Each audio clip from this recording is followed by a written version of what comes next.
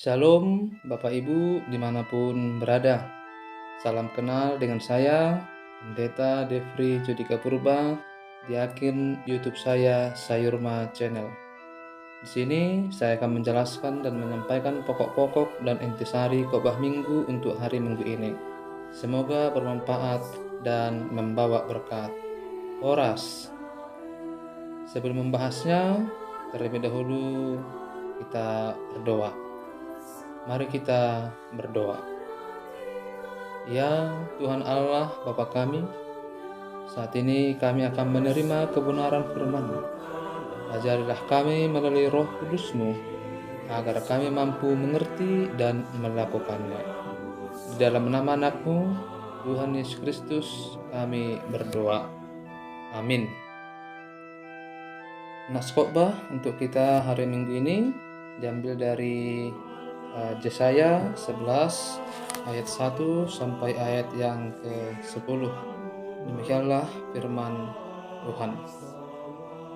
Raja damai yang akan datang. Suatu tunas akan keluar dari tunggul Isai, dan taruk yang akan tumbuh dari pangkalnya akan berbuah. Roh Tuhan akan ada padanya, roh hikmat dan pengertian, roh nasihat dan keperkasaan, roh pengenalan dan takut akan Tuhan. Ya, kesenangannya ialah takut akan Tuhan. Ia tidak akan menghakimi dengan sekilas pandang saja atau menjatuhkan keputusan menurut kata orang. Tetapi ia akan menghakimi orang-orang lemah dengan keadilan dan akan menjatuhkan keputusan terhadap orang-orang yang tertindas di negeri dengan kejujuran. Ia akan menghajar bumi dengan perkataannya seperti dengan tongkat, dan dengan napas mulutnya ia akan membunuh orang fasik. Ia tidak akan menyimpang dari kebenaran dan kesetiaan, seperti ikat pinggang tetap terikat pada pinggang. Serigala akan tinggal bersama domba, dan macan tutul akan berbaring di samping kambing. Anak lembu dan anak singa akan makan rumput bersama-sama, dan seorang anak kecil akan menggiringnya. Lembu dan beruang akan sama-sama makan rumput, dan anaknya akan sama-sama berbaring, sedang singa akan makan jerami seperti lembu. Anak yang menyusu akan bermain-main dekat liang ular tedung, dan anak yang cerai susu akan mengulurkan tangannya ke sarang ular beludak. Tidak ada yang akan berbuat jahat atau yang berlaku busuk di seluruh gunungku yang kudus, sebab seluruh bumi penuh dengan pengenalan akan Tuhan, seperti air laut yang menutupi dasarnya. Maka pada waktu itu, taruk dari pangkal Isai akan berdiri sebagai panji-panji bagi bangsa-bangsa. Dia akan dicari oleh suku-suku bangsa, dan tempat kediamannya akan menjadi mulia. Demikian firman Tuhan.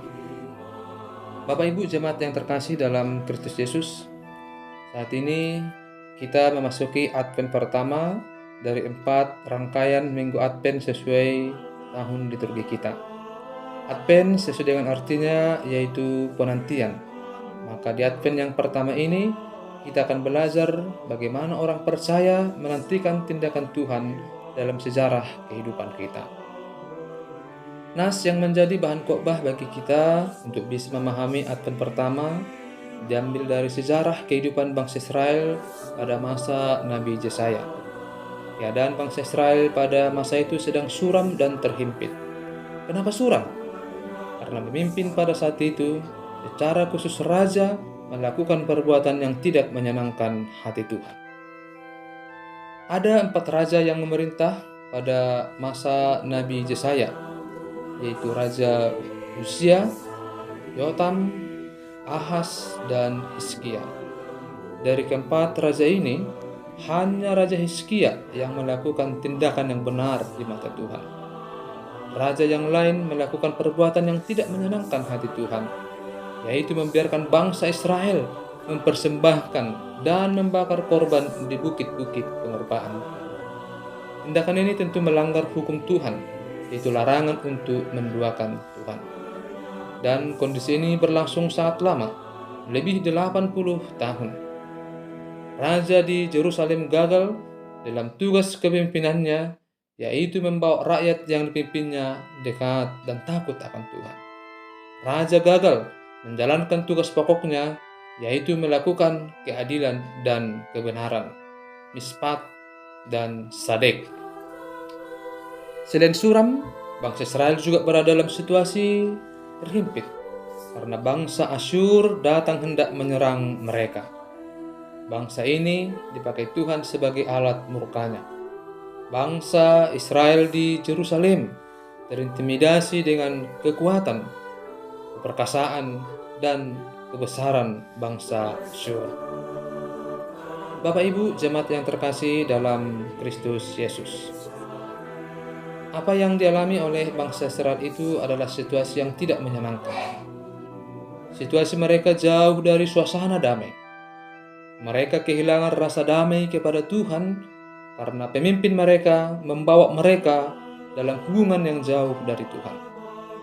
Damai kepada sesama pun menjadi rusak karena keadilan dan kebenaran menjadi hal yang tidak dipraktikkan dengan benar.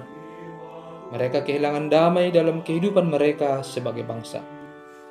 Mereka merindukan damai dari Allah Israel melalui tindakannya. Pemimpin mereka sudah tidak bisa diharapkan untuk menghadirkan damai. Bapak Ibu jemaat yang terkasih dalam Kristus Yesus, dalam situasi merindukan damai inilah Nabi Yesaya hadir untuk memberikan penghiburan dan pengajaran kepada bangsa Israel. Nabi Yesaya menghibur dan mengajar mereka dengan sebuah gagasan teologis, yaitu akan hadirnya Raja Damai di tengah-tengah kehidupan mereka. Raja Damai yang akan hadir ini sangat berbeda dengan raja-raja yang memerintah mereka selama ini. Ada 4 hal yang menarik yang disampaikan oleh Nabi Yesaya di dalam nas ini tentang kehadiran Raja Damai. Yang pertama, bagaimanakah kehadirannya? Kehadiran Raja Damai ini tidak seperti kehadiran raja di dunia yang penuh dengan kemuliaan dan kebesaran. Raja Damai yang akan hadir itu hadir dalam kerentanan, kelemahan, dan kerapuhan yang digambarkan dengan kehadiran suatu tunas dalam sebuah tunggul. Kita mengetahui tunas merupakan bagian dari sebuah tanaman yang masih lemah. Daun dan cabangnya tidak sekuat yang lain. Tunas ini masih membutuhkan perlindungan karena situasinya yang rentan. Tapi menariknya, justru dari tunas yang lemah, rentan dan rapuh inilah akan muncul sebuah taruk yang akan bertumbuh dengan baik dan pada akhirnya menghasilkan buah. Kehadiran Raja Damai ini sangat berbeda dengan raja dunia yang lain. Jalan yang dipilihnya adalah jalan yang tidak seperti gambaran dunia, tetapi justru kehadirannya itu menghasilkan buah yang baik. Yang kedua, apakah yang dimiliki oleh Raja Damai yang akan lahir ini? Raja yang hadir ini memiliki roh Tuhan, roh hikmat, roh pengertian, roh nasihat, roh keperkasaan, roh pengenalan, dan roh yang takut akan Tuhan. Disebutkan kesenangannya adalah takut akan Tuhan. Dari roh yang dimiliki raja ini, benarlah kehadirannya disebut sebagai kehadiran Raja Damai. Ini sangat berbeda dengan roh yang dimiliki oleh raja-raja saat itu, yang lebih dikuasai roh ketamakan, roh mementingkan diri sendiri, roh kemewahan, dan roh perlawanan kepada Allah Israel. Yang ketiga, bagaimanakah Raja Damai itu memerintah? Ini bisa kita lihat pada ayat yang ketiga sampai ayat yang kelima. Raja yang damai, yang hadir itu akan memerintah dengan memberikan penghakiman yang penuh dengan keadilan dan kejujuran. Menghakimi sesuai kebenaran dan keadilan, tidak menjatuhkan keputusan sesuai dengan apa kata orang. Benar kalau benar, salah kalau salah. Kebenaran tidak ditentukan oleh apa kata orang, dan kebenar karena memang itulah kebenaran itu. Karakter kebenaran dan kesetiaan sangat melekat pada Raja Damai yang akan datang itu. Karakter ini tidak dapat dipisahkan, sama seperti ikat pinggang tidak bisa dipisahkan dari tubuh yang memakainya. Yang keempat, bagaimanakah dampak pemerintahan Raja Damai ini? Ini bisa kita lihat pada ayat yang ke-6 sampai ayat yang ke-10. Pemerintahan dan penghakiman yang dijalankan dengan adil dan benar akan menghasilkan damai sejati. Itulah dampak kehadiran Raja Damai yang memerintah ini. Ada damai yang begitu luar biasa yang digambarkan dengan berbagai gambaran di dalam nas ini, yaitu serigala tinggal bersama domba, macan tutul berbaring di samping kambing, anak lembu dan anak singa akan makan rumput bersama-sama, dan ada anak kecil yang akan mengiringnya. Lembu dan beruang akan makan sama-sama, dan anak mereka akan sama berbaring. Anak yang menyusu akan bermain-main dekat liang ular tedung, dan anak yang cerai susu mengulurkan tangannya ke sarang ular beludak. Gambar sejati melalui nas ini yaitu ketika setiap orang bisa makan dan berbaring bersama-sama. Dan inilah sesungguhnya gambaran dari damai yang sejati itu. Damai sejati itu terjadi kalau kita bisa makan dan berbaring bersama dengan orang lain. Bapak Ibu jemaat yang dikasihi Tuhan kita Yesus Kristus, saat ini kita juga mengharapkan damai dalam hidup kita.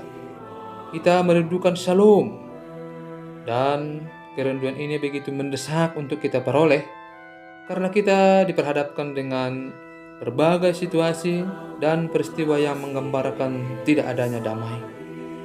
Di mana-mana kita mendengar masih adanya peperangan, penindasan, perusakan alam, penimbunan bahan makanan, konflik lahan, korupsi yang masih merajalela, keadilan yang masih dipermainkan, dan berbagai peristiwa lainnya.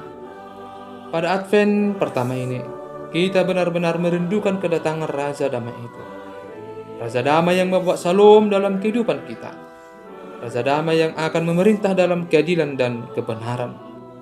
Raja Damai yang akan memimpin kita di dalam pertobatan. Bapak Ibu jemaat yang dikasihi oleh Tuhan Yesus Kristus, kiranya kita diberikan kekuatan untuk bisa tetap bertahan dalam menanti kedatangan Raja Damai tersebut. Amin. Marilah kita berdoa. Tuhan Bapa kami yang baik, yang telah memberikan kepada kami kebenaran firman-Mu, yang mengajarkan kami dalam kerinduan kami akan kehadiran Raja Damai dalam hidup kami. Biarlah ya Tuhan, kedamaian itu menjadi sebuah hal yang kami bisa perjuangkan dalam hidup kami. Dengan pengharapan kami akan kedamaian yang sempurna dengan kedatangan-Mu. Tuhan memampukan kami dalam kerinduan kami akan kedamaian dalam hidup kami ini. Kami bisa ya Tuhan menerimanya itu sebagai anugerah yang daripada-Mu. Terima kasih Tuhan untuk kebenaran firman-Mu pada saat ini. Amin.